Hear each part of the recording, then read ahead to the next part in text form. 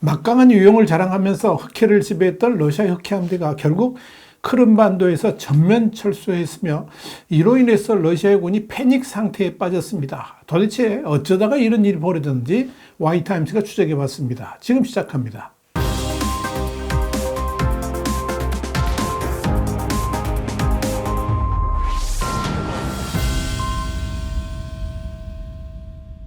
미국의 시사주간지 뉴스위크는 현지 시간으로 14일 크림반도에서 활약하는 우크라이나 저항군 대변인의 성명을 인용해서 이같이 밝힌 겁니다. 우크라이나의 키우 포스트 이날 크림반도의 세바스토폴에 있는 러시아의 흑해함대 함정들이 지난 9월 세바스토폴에 대한 우크라이나의 미사일 공격 이후에 러시아 본토 쿠반 지역의 노보로시스크 항에 있는 해군 기지로 모두 철수했으며 세바스토폴에는 더 이상 군함이 존재하지 않는다 그랬습니다. 그러면서 이 노보로시스크 해군 기지는 세바스토폴 기지에 비하면 시설이나 규모가 비교가 안 될 정도로 형편없는 곳이다 이렇게 밝혔습니다. 키우 포스트에 따르면 이 크림반도에서의 러시아 흑해함대의 철수는 우크라이나군이 모스크바의 전략적 요충지 역할을 해온 크림반도에서 러시아 목표물에 대한 공격을 강화한 이후에 나온 것입니다. 우크라이나군은 지난 9월 들어서면서 미사일과 드론 등으로 크림반도를 집중적으로 공격을 해왔습니다. 우크라이나군은 지난 9월 13일 크림반도 흑해함대를 겨냥한 미사일 공격을 단행하면서 세바스토폴 세브모르자보드 조준소에 폭발을 일으켜서 잠수함 로스토프 나도누호하고 또 대형 36항인 민스크호가 심각한 피해를 입은 바 있습니다. 이어 그 다음 날인 14일에는 크림반도 서부 에브파토리아 인근에 설치된 러시아군 최신 방공체계인 S-400 지대공 미사일 포대를 무력화시켰습니다. 지난 9월 20일에도 흑해함대 사령부를 공격한 뒤 이어서 그 21일에는 크림반도 서부의 샤키 공군기지에 드론과 미사일을 동원한 대규모 공습을 가했습니다. 그리고 22일에도 흑해함대 사령부를 미사일로 공격해서 러시아군 장교 34명이 사망하고 군인 105명이 부상당한 것으로 알려졌습니다. 이 과정에서 우크라이나 특수작전군 측은 흑해함대 사령관인 빅토르 소콜로프 제독이 공습으로 사망했다는 주장도 내놨지만 러시아 측은 소콜로프가 회의에 참석한 영상을 배포하면서 이 주장을 반박한 바 있습니다. 키우 포스트는 이와 관련해서 전쟁이 시작된 이래 키우의 순항미사일과 드론 공격으로 흑해함대에 소속되어 있거나 흑해함대와 협력하여 활동하는 러시아 함정 최소 17척이 피해를 입었다 그러면서 여기에는 이달 초 크림반도 케르치에 정박해 있던 새로 건조된 소형 군함인 이 아스콜드호에 대한 공격도 포함된다라고 밝혔습니다. 키우 포스트는 이어서 흑해함대 공습에는 영국과 프랑스가 우크라이나에 제공한 스톰 섀도우와 스칼프로 불리는 지대공 순항 장거리 미사일이 쓰인 것으로 보인다라고 보도했습니다.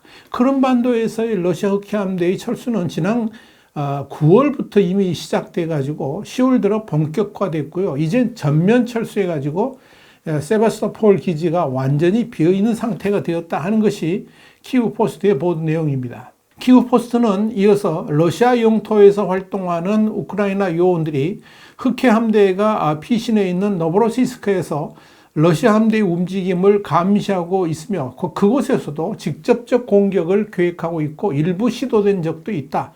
이렇게 밝혔습니다.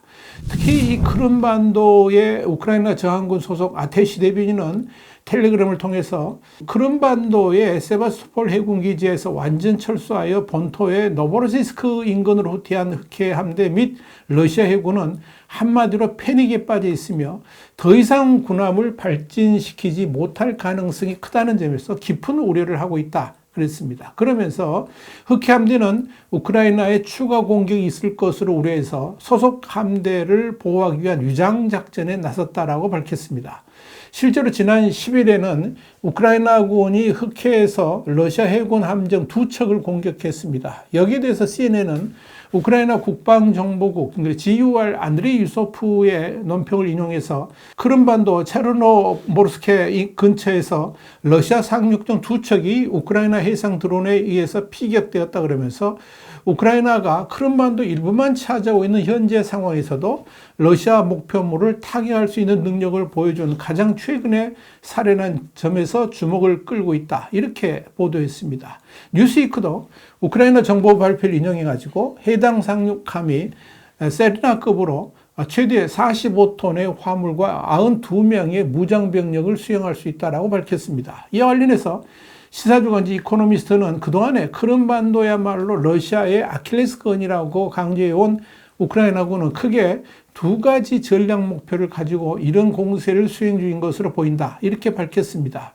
첫째는 올해 6월부터 진행 중인 이른바 대반격 작전의 성공을 위해서 크림반도를 통한 러시아군 보급선을 끊고 항공 지원을 어렵게 하기 위함입니다. 우크라이나군은 러시아에 빼앗긴 흑해 연안 도시들을 탈환해서 크림반도와 러시아 본토를 잇는 육상 통로를 끊으려 하지만 겹겹이 구축된 러시아군 방어선의 고전을 면치 못하고 있습니다. 이런 상황에서 크림반도 내 러시아군 항공 전력과 철도, 병참 시설 등을 파괴한다면 러시아의 방어 역량을 확실히 깎아내릴 수 있다는 계산입니다. 두 번째는 러시아군의 흑해 봉쇄를 뚫고 우크라이나산 곡물의 해상 수출을 본격적으로 재개하기 위함입니다. 여기에 대해서 이코노미스트는 우크라이나 경제는 오데사를 드나드는 새 해상 회랑을 성공시키는 데 달려있다 그러면서 이에 우크라이나는 러시아 군함을 파괴하고 멀리 몰아내서 항구와 도시 새 해상 회랑을 공격하는 걸 가능한 한 어렵게 하고 있다고 설명했습니다. 우크라이나는 단 한 척의 군함도 없는 상황에서도 해상전에서 상당한 성과를 올리고 있습니다. 여기에 대해서 과거 러시아와 우크라이나에서 영국 국방부관으로 근무했던 존 포먼은 우크라이나는 해상 드론과 미사일, 포격 등으로 상대방 전력을 깎아내는 모기함대 전법에 적응했다라고 평가했습니다. 우크라이나군이 영국과 프랑스에서 스톰 섀도우 또 스칼프로 불리는 지대공 순항 미사일을 지속적으로 공급받는 동시에 옛소련 시절 개발됐지만 예산 문제로 양산되지 못했던 장거리 무기 개발을 재개했다는 점을 고려한다면 이 크림반도에 대한 공습은 더욱 거세질 것으로 전망됩니다. 크림반도에서 계속 수세에 몰리고 있는 러시아군은 기간까지도 완전히 해이될 정도로 혼란에 빠져 있는 것으로 보입니다. 뉴스위크는 지난 11일 우크라이나 정부 당국을 인용해서 러시아 남부군 제8군 소속의 제20 동력 소총사단 병사들이 직속 상관인 무스르베고프 대령에게 거칠게 항의하면서 심각한 폭행을 가한 후에 민간인 복장으로 갈아입은 후 부대를 이탈하여 인근 러시아 지역인 크라스노다르로 도주하는 사건이 발생했다 그랬습니다. 그러면서 이런 항명 폭행 사건은 이번이 처음이 아니며 갈수록 늘어나고 있고 이는 푸틴의 본격적인 침공 이후에 낮은 사기, 열악한 장비 및 훈련, 지휘 문제 등으로 인한 복합적 요인이 작용한 것으로 보인다. 이렇게 전했습니다. 최근 우크라이나 정보 당국은 구타 사건 발생 6일 후에 무스르베코프 대령이 심페로폴의 한 병원에서 부상으로 사망했다고 밝혔습니다. 올해 5월 25일에도 우크라이나 동부 루안스크주 스파토베 인근에서 동원된 러시아 군인 20여 명이 트럭을 훔쳐 달아났고 6월 9일에는 같은 지역 아라피브카 점령지에 있던 러시아 군인 90여 명도 탈영을 했습니다. 또한 우크라이나 언론은 지난 10일 자포리자주 베르디안스크에서 러시아의 제76 경비대 항공 돌격 여단 소속이라고 밝힌 두 남성이 지휘관이 자신을 모욕했다는 이유로 부하를 총으로 쏴 죽였다고 말했다. 이렇게 보도를 했습니다. 이와 관련해 러시아인들의 징병 회피를 돕는 NGO 스프로가다는 푸틴이 2022년 9월 부분 동원을 발표한 이후에 첫 해 탈영하여 러시아를 떠난 군인이 최소 500명에 달한다고 밝혔습니다만은 이는 상당히 과소평가된 것이라고 밝혔습니다. 실제는 이보다 훨씬 더 많다는 겁니다. 이렇게 러시아군의 사기는 완전히 땅에 떨어져 있지만 푸틴은 개인의 욕심을 채우기 위해서 젊은 군인들을 고깃덩어리로 여기면서 분쇄기에 넣고 있는 것입니다. 참으로 잔인한 사람입니다. 화이트타임 정세 분석이었습니다. 감사합니다.